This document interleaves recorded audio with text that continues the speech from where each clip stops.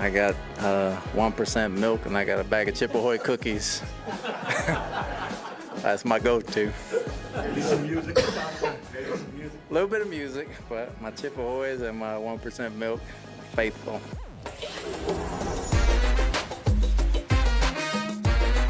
Fantasy Football Happy Hour with Matthew Berry, served by Applebee's. All right, welcome to the Fantasy Football Happy Hour. I am Jay Croucher. Here's Matthew Berry. Here's Lawrence Jackson. It's 100% milk. Lots of cookies on the happy hour. It's 12 o'clock on Peacock, Matthew.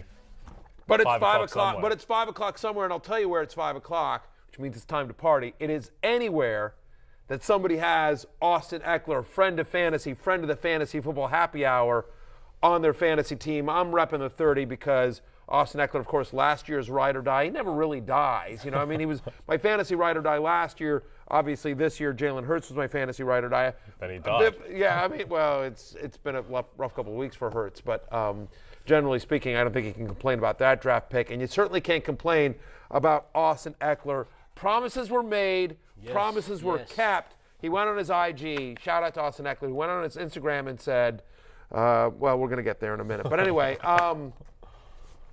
hi guys, welcome. I'm happy. Me too, man. We here. We back. Here. This is the first weekly episode of the new year. Of 2023. Yes, sir. Yeah. We're starting it right. Yeah, and the best way to start it, some Roto World headlines, and Tom Brady. Yes. Go. The GOAT's back. Let me tell you, when Tom Brady was down 14-0 to Sam Darnold, it was starting to get a little bit icky, but then Tom Brady became Tom Brady, and Mike Evans, did he have a good game? Just 10 for 207, goodness. 3 touchdowns. Everyone who kept the faith with Mike Evans, Matthew, had it repaid in spades. Well, you know, we had seen this game before against the Panthers where he'd been wide open for a touchdown. Dropped it. We talked about this game on Fantasy Football pregame, Jay. You made the point about how the fact that they're they're dusting off the mothballs of Josh Norman and bringing him in there. Like, that's how beat up their secondary was. I don't know that any of us expected 10 for 207 and 3 touchdowns, but we did expect a good game from Mike Evans as well. 32.1 fantasy points, his number one wide receiver in fantasies. We ended in Monday Night Football. 48% of Tom Brady's total passing yards in Week 17. I don't know if you saw this on Twitter or Instagram. Tom Brady literally trolling fantasy managers, saying, like, if you didn't start Mike Evans, that's on you. How dare you on your fantasy team? Yeah, listen, it was a long road to get there. And chances are, if you were in the finals, you got there despite Mike Evans, not because of it. But he just absolutely crushed. And I know a number of people that either won their league because of Evans and Brady or lost because they were facing Brady and Evans. Yeah, I mean, we've talked about this for weeks, no, months. Like, especially on the open and close it section, it came to a point where we was like, hey, you know, man, we just gonna keep it open. We just gonna keep it. Then we said, you know what? We closing it. But in the back of our minds, we knew it was coming. We didn't know it was gonna come like this, but we knew at some point, and all it took was a playoff spot on the line for the Bucs, them being down 14-0.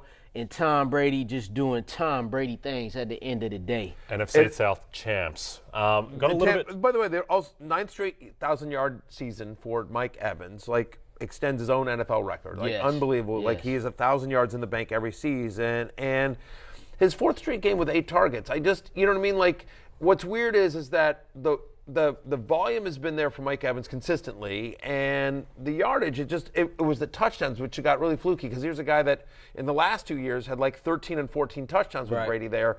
So it was just a little bit fluky. They were taking some deeper shots, and obviously the offense had its moments of up and downness, but you know, nice to see Mike Evans elite. And hey, listen, if I had a Mike Evans jersey, I would wear it as well. Eckler's actually going to bring me a fantasy championship in a league that I really care about this week. There you go. Lawrence, a little bit overshadowed naturally by the result in Mike Evans, but DJ Moore continues to build his romance with Sam Darnold. It's very strange when, like, the one quarterback you really want throwing you the ball is Sam Darnold. Doesn't work with anyone else, but Darnold to Moore just keeps on working. Well, in DJ Moore's case, it actually worked earlier this season with P.J. Walker. It was the one person it didn't work with, and that was Baker Mayfield. But yeah, Good game for DJ Moore, 117 yards and a touchdown, which is a solid game by no means. And if you play him in your fantasy championship game, that helped you. But when you got a guy on the other side going for 200, people won't tend to talk about it, especially when you're on the losing end. Yep. All right, let's go to Colts-Giants, which was... But it was sort of... I don't know that there's a lesson to be learned here, right? I mean, because it's just like, again... At the end of the day, both Mike Evans and DJ Moore were disappointing fantasy draft picks in terms of the production they had throughout the season. Yeah. But we knew and still know both guys, really talented wide receivers, and at the end of the day, talent, tends to win out.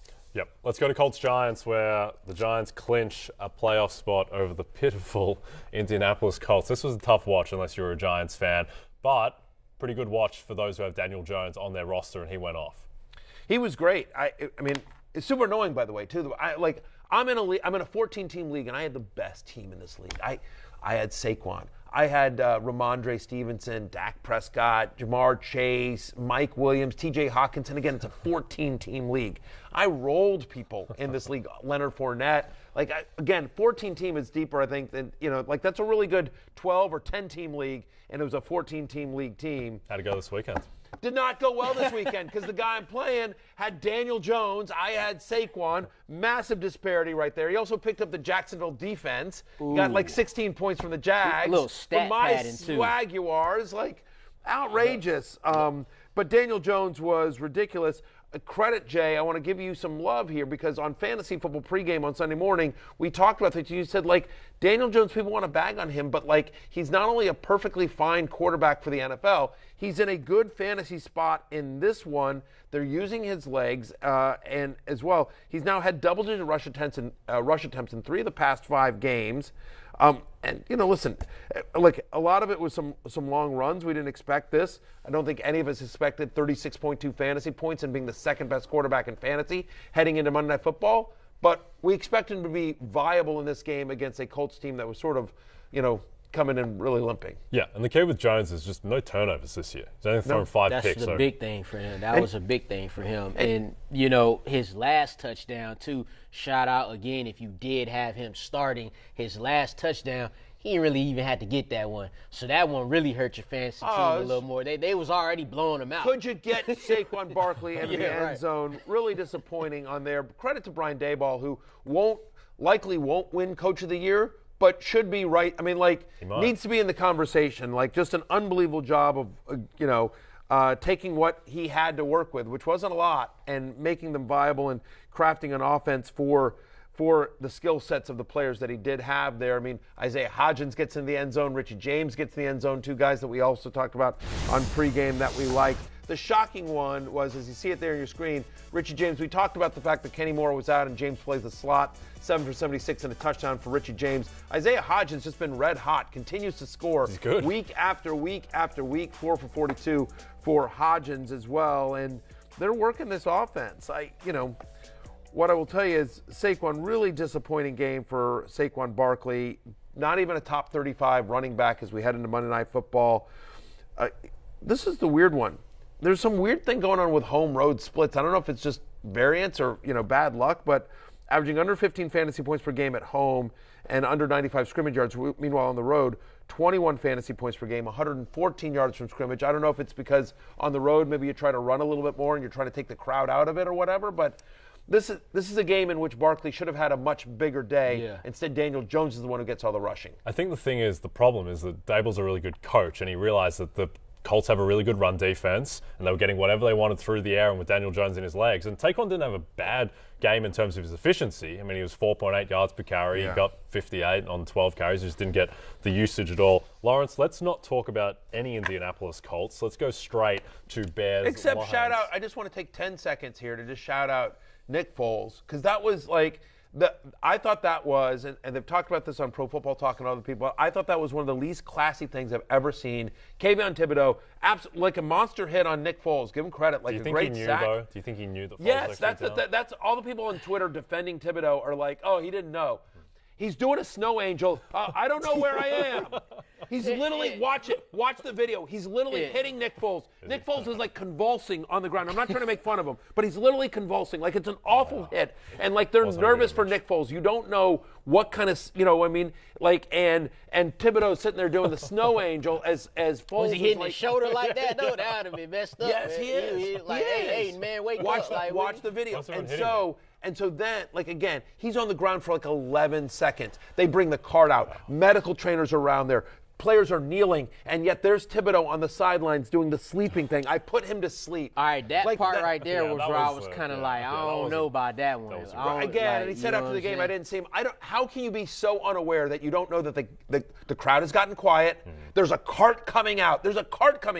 And there's coaches and players surrounding somebody on the ground. How can you be that unaware? And I just thought, like, listen, Thibodeau's a great player, but you can be a great player and a bad person. And I got to tell you, in that moment, he was a bad person. Not a great look for Kayvon Thibodeau. Let's go to Lions-Bears. Lawrence, Jared Goff just continues to cook. It was a very favorable matchup for him, but he delivered the goods. You know, when they said the over-under of this game was 52.5, I didn't think it would be the Lions scoring all damn points. Well, Justin Fields led him down there on his first drive, scored a touchdown. So, all right, nice little back and forth. Mm-hmm. Justin Fields about to go off again. Oh, no, sir. Lions defense stepped up, and Jared Goff just kept on cooking, man. QB6 for the week, 3 or more touchdown passes in 3 of his last 4 games. Now, you just talked about Daniel Jones, being a, solid quarterback for the league. Well, what about Jared Goff here? This dude he's quarterback for the Lions. And, we thought, on the Hard Knocks, all the hoopla, everybody get excited, then it just kind of goes down. But this Lions team right now, at 8-8, in a position to make the playoffs, tough matchup against Green Bay, but they're in this position in big part because Jared Goff stepped up this whole season. Yep. Credit Ben, not just Jared Goff, but credit Ben Johnson, the offense coordinator. Like, I wish, again, I've talked about this. Like, if Ben Johnson was named, Jim Bob Cooter, which, by the way, is the name of a former Lions offensive coordinator. Yes. But, like, if he had a fun name, like, people, I think, would be talking more about him. Ben Johnson is just like, whatever. Ben Johnson's your accountant. True. You know what I mean? Like, Ben Johnson's like your Nate, the guy that sits next to you at the PTA. Yes. Even if he didn't have a great name like Nate Sudfeld, but at least it's, like, recognizable. At least it's right. Because we all know a Ben Johnson. 1,000%. Yes. No, 1,000%. Ben Johnson takes my kids. He drives Wednesday in the carpool for the kids. Yeah, I mean, like. Played the halfback flank for the Collingwood Magpies. Right, exactly. I mean, anyway. I don't know. Ben Johnson's like my dentist, and it's unfortunate because he's done an unbelievable job as the offense coordinator of the Detroit Lions. And look, it's one thing to play against a Bears team that has a bad defense and is sort of limping out the season, but still, once again, called a masterful game. We talked about how much Goff.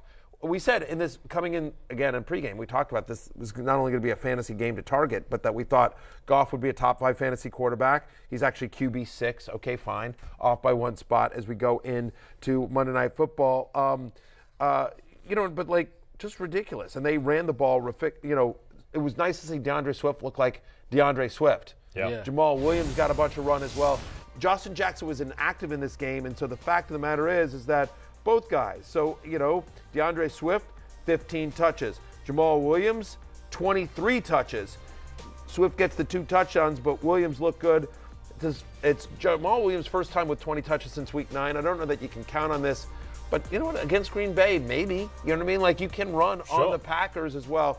Anyway, both these guys were nothing short of fantastic.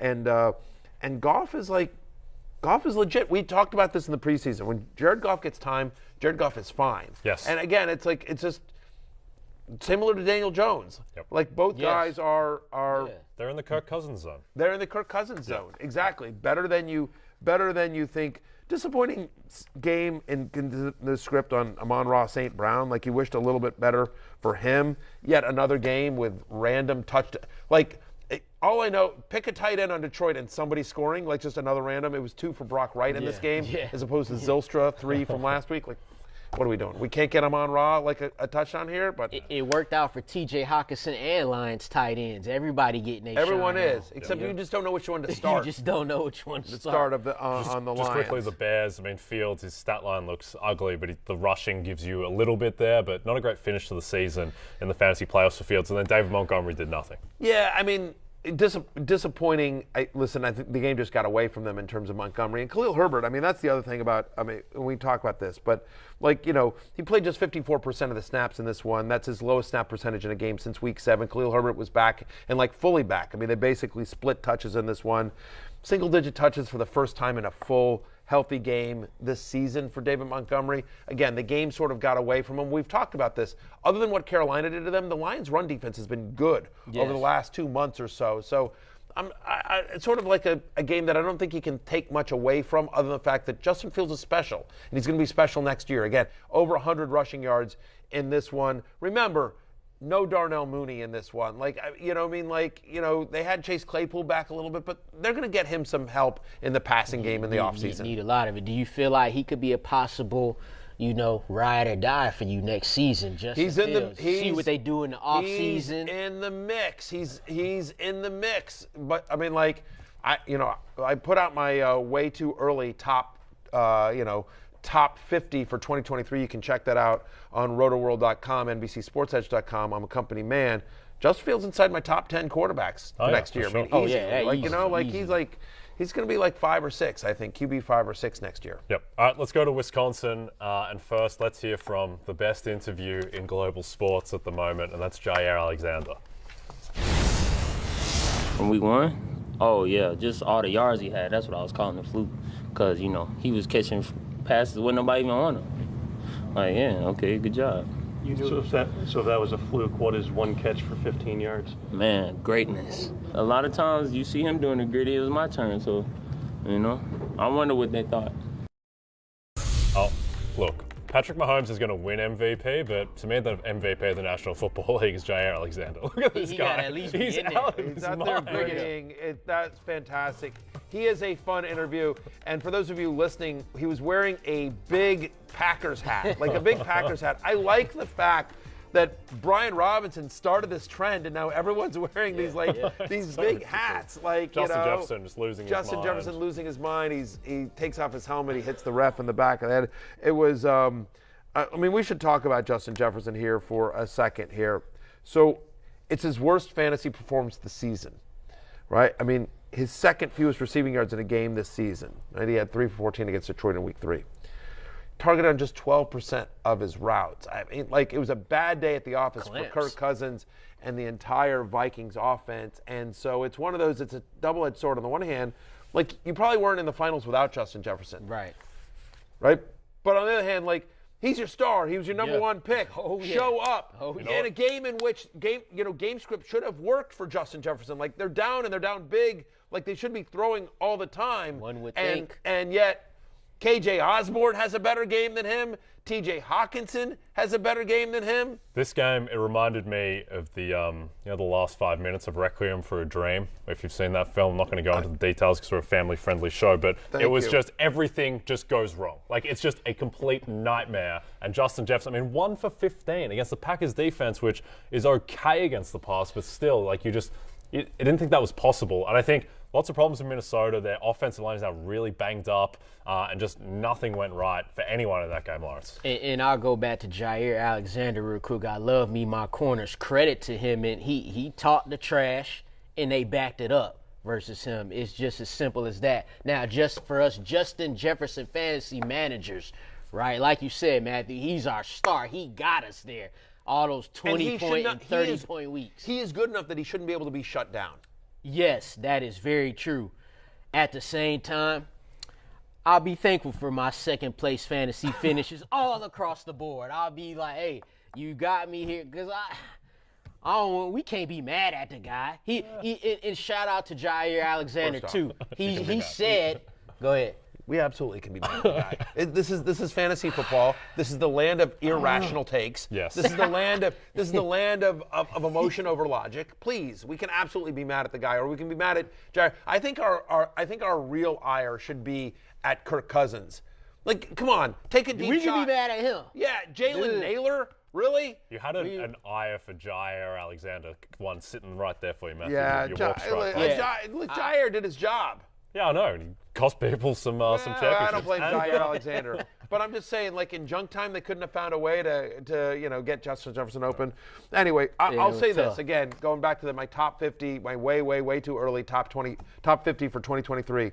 My number one player for next year is Justin Jefferson. I'm not moving off of that even after this game. Yep. No, Christian McCaffrey had a pretty good game. I think he might be number one by the time everything is said and done. I have him number two. Yep. We'll see. Right. We'll see if he returns to San Francisco. Just quickly, Aaron Jones bounces back. Don't know what's going on with his health, but he looked perfectly healthy and had a big game, even if it didn't come with the touchdown. Yep. Factually correct. But you know what's weird is again, I don't know if it's because they trust Dylan more, but like he's now had 6 straight games without a rushing touchdown. Right? He has more receiving touchdowns than rushing touchdowns, which has not been a part of his game. I mean, like, receiving's always been a part of his game, but he's always been a guy that they've trusted at the goal line in previous seasons. And for whatever reason, this year recently they aren't. It's much more A.J. Dillon. And so Aaron Jones much closer to an RB2 than the RB1 he was drafted as. Yep. All right, let's go to, I think, what was the strangest game of the week, and that was Raiders-Niners. This game was completely drunk. The total went 30 points over what it was listed at. Jarrett Stidham goes off. Brock Purdy is an adventure, man. I needed the Niners to win that game for a lot of reasons, and that was an absolute adventure. Brock Purdy throws it up for grabs. And you see Jarrett Stidham, though, what he did anything he wanted against the best defense in the NFL, Lawrence. I mean, this is, you want to talk about shocking. Like, I don't, like, if you see it there on your screen, the fantasy quarterback leaders in Week 17 as we head into Monday Night Football, and we've still got, Burrow and Allen to play. But as we head into Monday Night Football, number 1, Tom Brady, who's been like a disappointment this year. Number 2, Daniel Jones. Number 3, Jarrett Stidham. Yeah, in front of Patrick Mahomes. Ahead of Patrick Mahomes. Stidham against the Niners, by the way. Not just Jarrett Stidham, number 3, like that's crazy, but number 3 ahead of Patrick Mahomes going against the Niners. He puts up 26 fantasy points. Russell Wilson, the ghost of Russell Wilson making an appearance at number 5. Goff at 6. The ghost of Deshaun Watson at number 7. Sam Darnold at 8. By the way, Brock Purdy, who you don't like, comes in at number 10. Well, I'm just saying, like, it's just an adventure with Brock Purdy. He makes some great throws, but to me, that's why Kyle Shanahan is Coach of the Year, because they're scheming up a lot of stuff for Brock Purdy. But with Stidham, I watched every second of that game. Stidham, like, it was a miracle whenever the Niners got off the field. It just felt like they were just going to march down every single time, and they needed, like, a fluke interception. It was just out of control. I don't know about y'all, but I called Stidham. I had him as a top 5 quarterback. I don't got it nowhere documented or no proof, but I said it somewhere in my life, so I don't know about everybody else. Makes you think twice about training for Derek Carr in the offseason. It does a little bit. I mean, the other thing is that this is a football discussion, not a fantasy one, but and we'll talk about like sort of Stidham and Carr next season. We'll have plenty of time to talk about that. But you have to wonder like how much of what I just don't know the answer to this. Did Josh McDaniels come in and say like, here's my system, figure it out, Derek Carr, or did he, or did Derek Carr not do? Because Stidham has been in that system for a number of years, when they were at the Patriots together, and so it just may have been easier for Stidham to do what McDaniels wants in that offense versus with Carr, it may have been more of a learning curve, and that McDaniels may have been like, this is the offense as opposed to, all right, Derek Carr, what do you do well, what don't you do well, and we're going to do that as well. Nice to see Josh Jacobs coming back. Like, again, we were worried about this against the Niners and like just the entire Raiders. Credit to them. Devontae Adams was awesome. Josh Jacobs was awesome.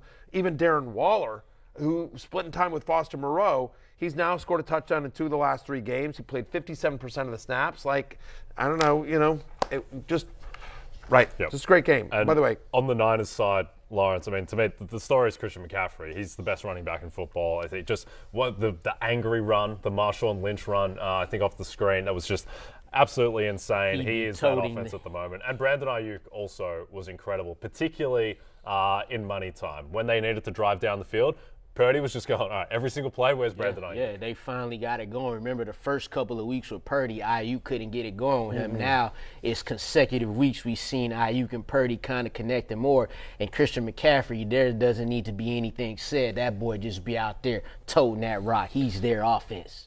Look, I mean, we talked about this. Like, it looked like there was more of a connection with Kittle, and he does catch a touchdown here. But Ayuk now has 80 receiving yards or more in back-to-back games, a 34% target share in this one from Brock Purdy.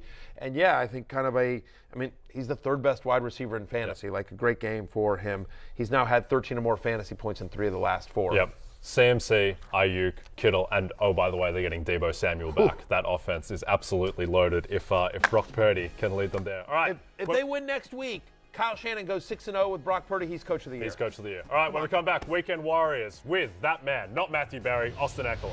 That is Austin Eckler.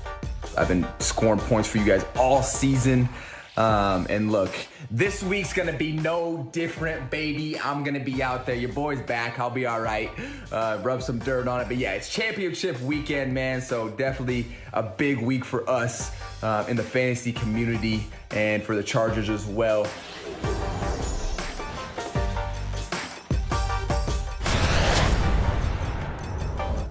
Friend of the show, a champion of the industry. On his Instagram right there, number 30 on the field, number 1 in your hearts, number 1 on the scoreboard, the number 1 running back in fantasy when it counted the most.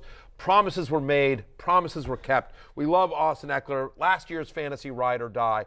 Now, and I remember last year, and I just, like, again, you could say like I'm victory lapping a little bit, but you know what, I am, and I don't care. I don't care, and I'll tell you why I don't care. I don't care why. I don't care because, like, going into last season, I had him as a top 5 overall player, and he was going in most fantasy drafts in the second round or towards the end of the second round because the argument against Eckler was he can't score touchdowns. Wow. As you watch here on your screen, him breaking free for a nice long one. Well, he's now had, and I was just like, guys, he can score touchdowns. It's just bad luck last year, the 2 years ago.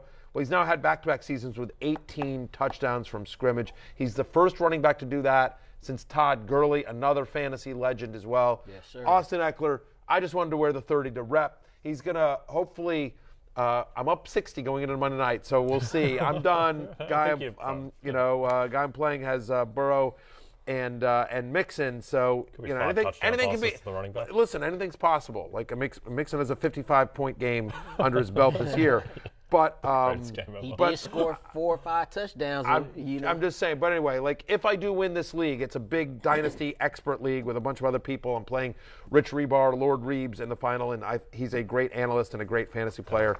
No trash talk at all. He has the better team, in fact. Yeah. But Austin Eckler, if I do win, it'll be thanks to number 30. I like to spoil movies and endings. You're gonna win that league. I don't know. Right now. I'm not taking any 60-point lead. Listen, you got the right mindset. No. Listen, you got the right mindset. It's the 4th year of this dynasty league. It's filled with a bunch of people that if you follow fantasy Twitter, you know. First year of the league, I ran the table. I was number 1 in points by a wide margin. I'm up 55 going into Monday Night Football, and I'm playing Graham Barfield, also a great analyst, great fantasy player, and I lost because he had Devontae Adams and Aaron Jones on Monday night against Minnesota. If you remember that from a few years ago, Aaron Jones had that 56-yard touchdown in junk time, and I ended up losing by 1 point. So I take nothing for granted.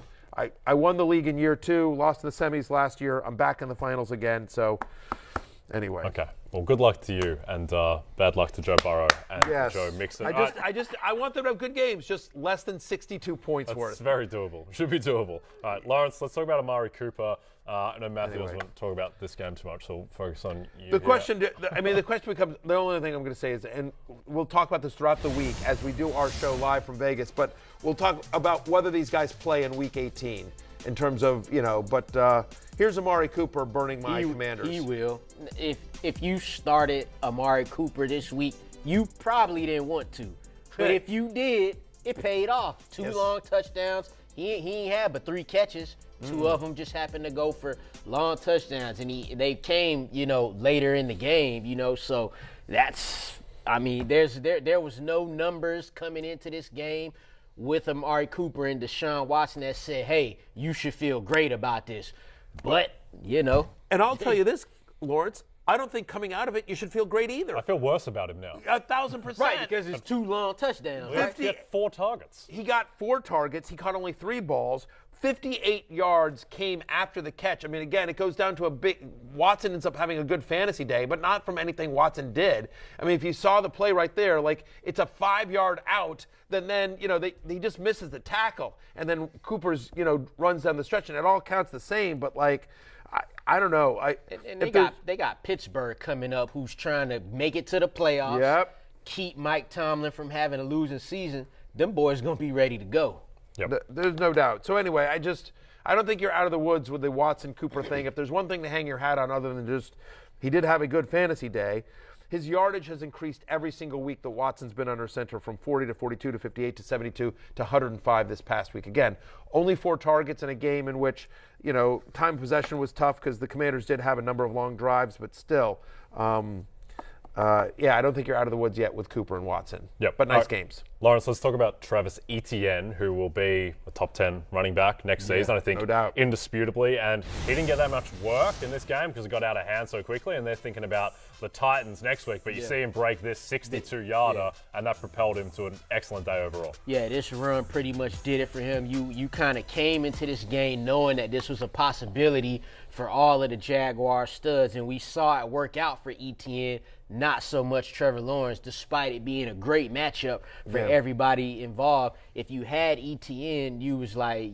whoo. He got you your points, and he got out.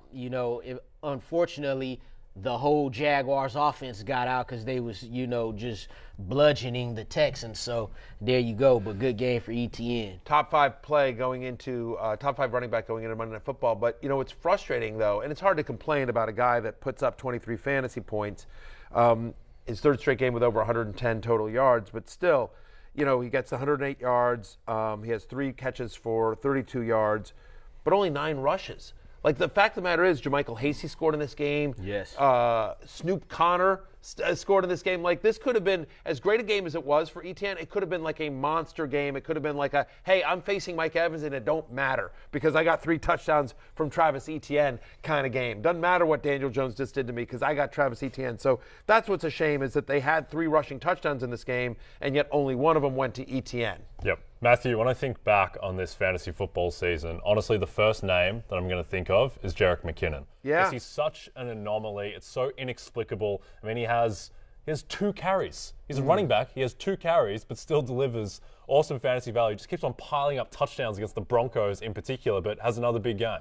Yeah, I mean, like, it's sort of weird because remember at the beginning of the year, we were saying the same thing about Clyde Edwards-Helaire. Yeah. We were saying, like, he's so touchdown dependent. He's not getting any passing game. In the case of CEH, it was like he wasn't getting, like, that much work, but he was scoring touchdowns as well. And same thing with McKinnon. I mean, like, so his now 5th straight game with a touchdown. He's got 7 touchdowns in the last 5 games. He's been nothing short of terrific. He is their passing down back on an offense that passes a ton. 5 catches and 50 yards in 3 of the past 4 games. I mean, Mahomes is throwing it over 40 times a game.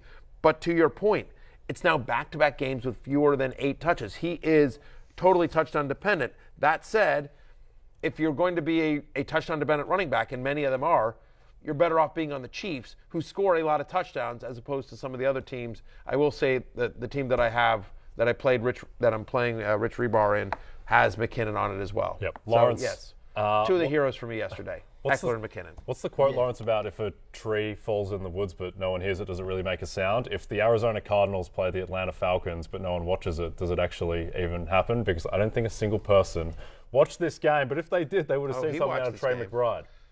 Trey McBride might have had the quietest tight end 2 we've ever seen. Like, come on, right? But it's against the Falcons, who are not good against tight ends. You see him. We kind of been waiting for a little bit of this from Trey McBride for a while, since they've been without Zach Ertz. Had a season-high 10 targets with y'all boy David Blau. He came in there in Atlanta hitting them. They lost the game, though, so it's all good. But he has had 55 yards in 2 of his last 3 games, so a smidget of consistency.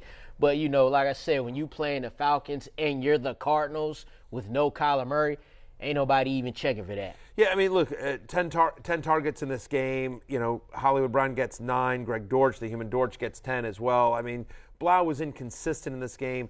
The other issue here is that it's just, no DeAndre Hopkins, who's obviously going to take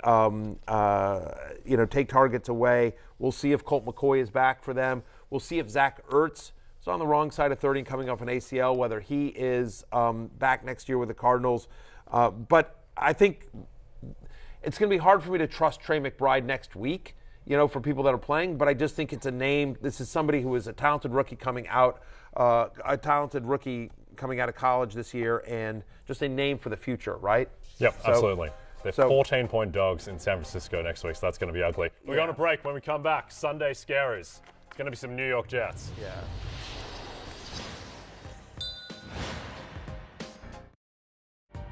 I've already cleaned out my office here because they're firing me at the end of this week. Like, I can't survive a week in Vegas. Come on, there's literally no way. Vegas, it could be all sorts of ways. Like, where did it all go wrong? Oh my God, it's basically you're telling them not to take much. Don't take your advice seriously next week. Would you refund all my money? Just whatever. It's the hangover. What happened? I'm in a. There's a chance that I wake up in the MGM Grand with a tiger and Mike Tyson. Yeah. Anything's possible.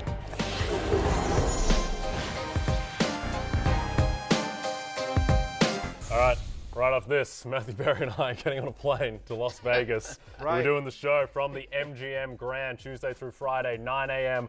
local time. Excited, Matthew, to see Senor Berry on the Mai Tais in Las Vegas. It's going to be a good time, my friends. Me, you, Connor Rogers, and a cast of thousands. Come check us out if you're in the city. It's CES this week as well, so come on out and say hi for us. Again, I'm probably just going to roll straight from the tables, straight from the clubs. I'm going to be a disaster. I'm going to be a disaster. In the club, okay. Yeah, of course. You can't tell that I'm a big club guy. If you've seen that just there, and if you watch The Hangover, it's interesting who they made, which characters. Well, I don't like that. I don't like that Connor Rogers got Bradley Cooper. I'm not happy about that. But he does resemble Bradley Cooper. I'm not shocked at all he got that one. Yeah, but why'd I get Galifianakis? That's I feel like that was going to minus 2,000. Right, exactly. Why am I, you guys think I'm drugging you? Come on, stop it. All right. Anyway, it's outrageous. One of the Galifianakis of the Sunday football slate was Trevor Lawrence, who didn't do anything. By the way, I'm just going to say this right now. Of this table, who has hung with me for a night in Vegas? Warren Jackson. We had a good night. Yeah, we did. We had a good night. We're so good, we ain't talking about it on this show today. All right. Well, didn't have a good day. Trevor Lawrence, who got the win and was efficient enough in terms of his completion percentage, but didn't do anything. I wouldn't read too much into this, though, Lawrence. Yeah, I mean, we knew the Jaguars' offensive player, their top players weren't going to play the whole game. From a football standpoint, 17-21, 152. He did his job. He did just didn't have no touchdowns to go with it. He got in, they got the lead, he got out. That's, just chalk that up to the game. Yep, nothing too much to read into that. Matthew, Ramondre Stevenson, a disappointing performance in a game that they won and were playing with the lead. Yeah, he feels like he's really hitting kind of a wall here and wearing down. And so, look, he's now had under 50 rushing yards in 5 of the past 7 games, 4 straight games with 2 or fewer receptions. They're not using him in the passing game the way we expected to. This tied for his fewest touches in a healthy game this year. Just 10 touches, 57% snap. They used Damian Harris, and honestly, just to the eye, it's like, hey, where's the Ramondre Stevenson that we love? So really disappointing game. He should, in a game they won, in a game in which they moved the ball, in which Mac Jones looked good, he just didn't. It really feels like he's just a little bit worn down. Feels like he was trapped on a rooftop in Las Vegas. Yeah, a little bit, right, exactly. On a mattress, wondering what the hell happened. Lawrence, Terry McLaurin, who's had an up and down season, never really established any rapport with Carson Wentz, and again, did nothing yesterday. Yeah, and we talked about this last week. We all did, right? When Carson Wentz is back under the center, which now we're questioning why that even happened. We knew it was going to be a little decline for Terry McLaurin, but a bump for other guys like Jahad Johnson. But, this your guy, Matthew. How you feeling about this? I mean, it's a disaster in Washington. I mean, this is a team that had its chances, multiple chances to make the playoffs. They've officially been eliminated. They had to find that out at the press conference. That's a bad look for the team, that they did not know that Coach Rivera was not aware that he could be eliminated yesterday. He found that out the hard way when a reporter asked him about it. We will see. The way it came about was they asked him whether or not Sam Howell might be an option for them to start in week 18 because they have been eliminated, and whether it's Heineke or Wentz or Sam Howell against Dallas next week, you don't feel good about Terry McLaurin. You'd feel better if it was Heineke. I don't think it's going to be. I think it'll either be Wentz or Howell. They sort of know what they have in Heineke here. But we talked about this. You're exactly right? And so in games started by Carson Wentz this season, 6 targets and 10 points a game. That's it's just not good. I mean, it's $28 million doesn't buy you what it used to. Yep. All right, I'm going to get on my soapbox. That's what my Commanders are paying Carson Wentz this year. All right, I'm going to get on my soapbox because Carson Wentz for Jarrett Stidham. Who says no? I think the Raiders. Yeah, the Raiders. Stidham at least has some potential. Yeah. Sauce Gardner yesterday was out of his freaking mind. He had 4 passes defensed. DK Metcalf got lost on Sauce Island. He had 1 reception for 3 yards. Sauce was breaking up passes in the end zone. He was everywhere, and we need to get this man a quarterback next year because this Jets team has so much talent. Quinnen Williams, Sauce Gardner, DJ Reed, Garrett Wilson on the other side. They need a quarterback. This franchise has needed a quarterback for 50 years, but right now there's so much talent. That team is talking to a Commanders fan. I mean, you understand? It's unbelievable. Sauce is the defensive rookie of the year, and DK Metcalf, I mean, I think you just write this off because of the matchup, and that he did get matched up with Sauce a ton. And look, he did nothing, but I wouldn't be too worried about DK Metcalf going forward. I would agree with that. I'd also, when I'm in Vegas this week, I'd like to visit Sauce Island. I feel like that's a place that I could get to. Yeah, lose your mind. I think you're 100% right. I was having this conversation last night with James Kaminsky, who works here at NBC, does a great job for us on Sunday Night Football, diehard Jets fan. And we're just saying that weirdly that the Commanders and the Jets are sort of very similar in what they have a lot of young skill players, right? I mean, you mentioned Sauce and Garrett Wilson and everyone else. You think about the young defense of Washington. Jahan Dotson was a find for them this year. Brian Robinson was a find. Breece Hall for the Jets as well, right? I mean, so there's like a lot of pieces there, but neither team has a quarterback. We'll see about the coaching. I would feel better about the Jets in terms of their ownership situation than my Commanders. But both teams have a lot of pieces there that are exciting. Yep. Just neither team has a quarterback there. We hoped for better out of Mike White. I certainly did. I bet you. We had a little betsy. We made a bet on Fantasy Football pregame who would have the better fantasy day. Geno Smith, who's you took against you're a Jets fan. I felt really uncomfortable watching the game yesterday. I actually didn't enjoy it at all. So I think I am a Jets fan. Right. You're a Jets fan, but you bet against the playoffs now. You got to get a new team. You see the sign here at the bar. Geno That's right, drinks Geno. Free. They wrote you off. Yeah. Now you drink free. I didn't write back. Matthew started writing back to Anyway, literally, we got some. It's over there, Matthew. I know, but I was just saying the bar back there. Oh, yeah. Anyway, with taps. We got 3 taps back there. So, Geno, you're welcome to come and just for free. Anytime you want, just stick your head under there, like Moe on The Simpsons. Just like or Barney. Barney Gumble. Like Barney Gumble on The Simpsons. Yes. That might be me even tomorrow night in Vegas. By the way. Yeah, we'll taking my ties from the tap. I mean, the Jets' offense. Margaritas. I'm more of a margarita man. Margarita man? Yep. Okay, interesting. Mike White might have to be a margarita man after that performance. I just think, listen, on the road at Seattle, the 12th man, they showed up. Credit the Seahawks. They played well. They just couldn't get into a rhythm here. I don't know that there's anything you take away from the Jets' offense. Next week, I'm still starting Garrett Wilson. The only thing I will say is that they did not get their run game going. Bam Knight's 3rd straight game with under 6.5 fantasy points. We talked about Tyler Conklin, liking Tyler Conklin. He was a sleeper that we talked about during fantasy football pregame. He ended up with a good game. You can start your tight ends against the Seahawks. Yep. This game could have been a lot worse for Mike White. Yes, there was like 3 other picks that could have been. Tariq Woolen had one over Garrett Wilson they didn't hold on to. Just a mess across the board for the Jets. It was his first game back after missing a few games with injury, and it's not like he has a large playing time. He's still he's not a rookie because he's been in the league for a long time, but he doesn't have a lot of games started under his belt. So there could have been some rust there as well. Yeah, Mike White is a fine backup quarterback. Yeah, he's simply better for the Jets offense right now than Zach, or probably forever, than Zach Wilson is. That's what he is. He's better for the team than Zach Wilson. That's just the fact. Yep. All right, we're going to go to break. When we come back, special guest. Mr. Pat Kerrane, who's got a bit going on tonight. We'll tell you all about it.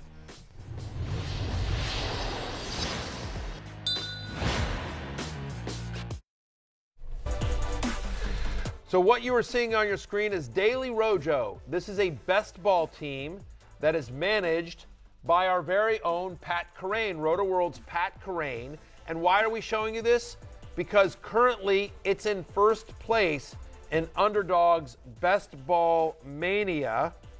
Pat Kerrane joins us now, and he's got a chance, if things break right for him tonight, no big deal, NBD, of winning $2 million. Do I have that right, Pat? That's right. Yeah, that's the sweat. Yeah. $2 million. $2 million. So, all right. So let's back up here for a second. So for anyone that may not be familiar, what is best ball? What did you enter? What did you get yourself into quickly if you can?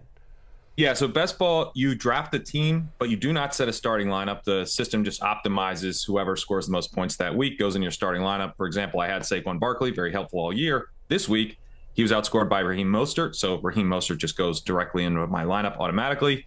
And there's no waivers. There's no roster management of any kind in these types of leagues. And in this particular form of best ball, it's a tournament where you're trying to advance week by week to get into week 17. And then all the money, the prize money really is in finishing first among all the 470 teams that made it to week 17. And so currently that is where I sit, and we're just holding on, fading a lot of Buffalo and Bills stacks tonight. So yeah, let's talk this through. So how many do you know how many teams entered this? So you draft this in August, and then and there's a strategy to best ball in terms of drafting multiple guys, and you need to stay healthy. But how many people entered this particular tournament, and we're now down to the final 470? Yeah, it was just over 450,000 teams originally, and then now down to 470. So you are one of 470 teams in this out of almost 500,000 teams that were drafted. How many of your teams did you draft? Because you can do multiple teams. How many teams did you draft? I drafted 150 teams, which was the max that you can enter. So I max entered it. I only got this one team through to the finals. So, it's like your odds of winning are 1 out of 470. It's like nice to have, but I had some other things I was invested in this week. And then when stuff started to happen, Kittle scores a touchdown, Eckler's going nuts. Then I really started to, feel like this was a real sweat. So, So what needs to happen tonight for you to win? How much are you up by? And what needs to happen tonight so we can all root for you? Because we'd all love to see one of our own take this down. Field goals. We are rooting for field goals. What needs to happen is T. Higgins in particular is the guy that I'm fading the most, because he was, someone who scored a lot of points in week 15 and 16. And so he helped people get into week 17. And a lot of really good teams have him behind me. If he goes for even, 15 to 20 points, it gets really scary, because there's teams that have like T. Higgins and Devin Singletary, or T. Higgins and Tyler Boyd. And there's some teams that just have T. Higgins that if he goes for, 25 or 30 half-point PPR points, I'm really sunk. So he in particular is a guy, but there's lots of really good teams that have pieces of this game, because in this format, you're playing for the final week. And so a lot of people will stack up specific games knowing that there might be in this exact type of outcome where they're going to need a huge game on Monday Night Football to win the whole thing. And so there's teams that have Josh Allen to Stephon Diggs with Bengals bringbacks, or the reverse of that. So just a quiet game, just a nice quiet game. Right. You need 9-6. You need 13-10. There you go. Have you thought about calling T. Higgins and saying, like, listen, listen, you develop a cough, and I'm going to send you $1 million in medicine just before the game. I think that's collusion. Isn't that collusion, Matthew? Not T. Higgins isn't in the league. I mean, I think there's probably some other illegal things going on with there, but I don't think it's actually fantasy football collusion. So we are an anti-T. Higgins show tonight. Will you be, Pat? Do you have any players in this game tonight? I don't. No, I'm completely done. Okay. Yeah, so it's a full fade. It is a full fade, so we will root for you there. If you end up winning, does Austin Eckler get a song? I don't know. You probably can't. Probably don't see me on air, but I'm wearing Austin Eckler. I'm wearing Austin Eckler's 30 jersey, not just for myself, but for you and for all the fantasy managers that he just absolutely carried on his back this season and yesterday. Does Eckler get a song if you win? He's a legend. Yeah, he will get a song. He deserves a song already. I mean, the guy ripping off 72-yard touchdowns, scoring again. It's just one for the ages. Describe the level of sweat. Like, are you tonight? So you're gonna be you're doing a live sweat, right? Somewhere. That's right. Yeah, on Ship Chasing, we're going live at 8:15. Ship Chasing on YouTube, a podcast I do with Ben Gretsch and Pete Overzet. And our buddy Mike Leone put together a bunch of, they kind of went through all the teams and figured out exactly what I'm sweating with each team. So you'll be able to follow along with that if you tune in. So we're just going to be kind of enjoying it. You know, it's a tough sweat. There's a lot of ways that other teams can catch me. So it might be stressful, but we'll be doing it live. Peter Overzet, who does Fantasy Live, Ben Gretchen is Stealing Signals, Leone with Establish the Run, all great analysts, and Ship Chasing is a lot of fun. So definitely check out Ship Chasing tonight live on YouTube. Want to give a shout out to all those guys here. But I guess my question for you, Pat, is is it like a super nervous sweat, or is it just like this is ridiculous? I mean, the odds of the 1 in 470,000 or whatever it is, 1 in 450,000 people, like, it's just. Do you think you'll be really, really sweating, or is this just sort of like, it's been a fun ride up till now? Like, describe what you think your level of emotion will be tonight. So last night, I didn't have any players in the Pittsburgh-Baltimore game either. So I kind of lived this once, and I'm about to live it in a more intense way. And in the early part of the game, hey, happy to be here. It was a great ride either way. When it gets down to the fourth quarter and you specifically need Pat Freiermuth not to catch a touchdown, or Isaiah Likely to not have any more catches, which is what I needed, then it was a real sweat. So I think if I'm still live, in the second half, I'm gonna be feeling it. Yeah. Pat, I feel awkward even asking this question, but I have to. Have you thought about winning the $2 million and what you would do with it? I mean, I'm in my mid to late 30s, so I think I'd invest it. Invest it, Pat? Come on. You wouldn't come into Roto World. You wouldn't come into Roto World flipping the bird off and I'm about to say, take your rankings and shove. Are you gonna quit? Are you still gonna be working with us, dog? All right. He's gonna be Matthew Berry's boss. I can't come on an NBC show and announce that I would quit if I win. I mean, the money's got to be in the bank account before we talk about that. I think you buy NBC is the play. Right, yeah. Absolutely. Listen, you can have this show for a lot less than $2 million. That much is for sure. Pat, but there are prizes, even if you don't win the top prize, are you coming into some money tonight regardless? So it is a steep drop off. And that's why, if the game goes nuts, it would be pretty tough, because it goes from 2 million to 1 million to 500,000 to 200,000 to 100,000. By the time you get to 11th, it's 10,000. It holds at 10,000 until 50th. So I think the way things are shaking out, it would be really, really tough for me to fall out of, the top 50. But there's a big difference between $10,000 and $2 million. So there's a lot on the line with how this game goes. That is a very accurate statement. Well, Pat, we are in Las Vegas all week long doing this show live. So if you win the $2 million tonight, take the PJ out to Vegas and bottle service on you, brother. Yeah. Listen, we're all going to be rooting for you. Follow along at Pat Kerrane. Go to Ship Chasing Live on YouTube and watch it. Pat, we would be so thrilled for you to win, man. Best of luck tonight, and thanks for joining us, brother. Good luck, Pat. Thank you, guys. Mr. 2 milli. Yeah. There we go. 2 milli. Absolutely. All right. BetMGM. Speaking of gambling and big payouts, potentially, the action never stops.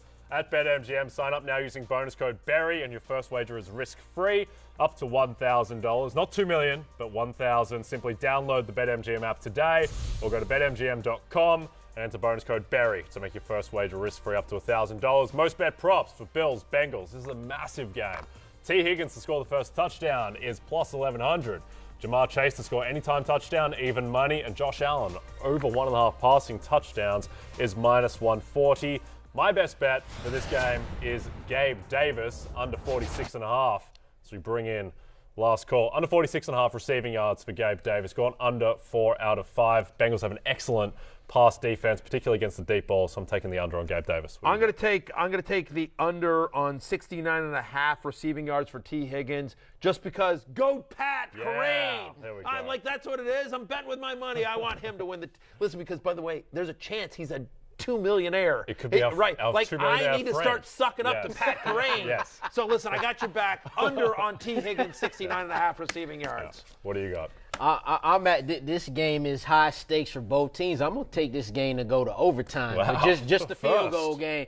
But so look, Pat Kerrane gonna get $2 million. I gotta start catching up, and it starts with this game going to overtime at plus 800. So that's what I need. Yeah. Well, we want a 0-0 game. Yeah. We want and Yeah, 0-0 would- straight to it would go overtime. go to overtime. You know what I'm also going to do? I'm also going to take Evan McPherson over 1.5 field goals. It's at plus money. There you go, That's right there. Money There you Mac. go. Money Mac means money for Pat. That's what we're talking about Mac here. means money So for give Pat. me. We want field goals in this game. Yeah. Evan McPherson over 1.5. So there we go. All right. Fantastic. Listen, it's a lot of fun. When you see us next, we'll be in Vegas, and I'll be drooling all over myself because I'll be like, I just came from the tables.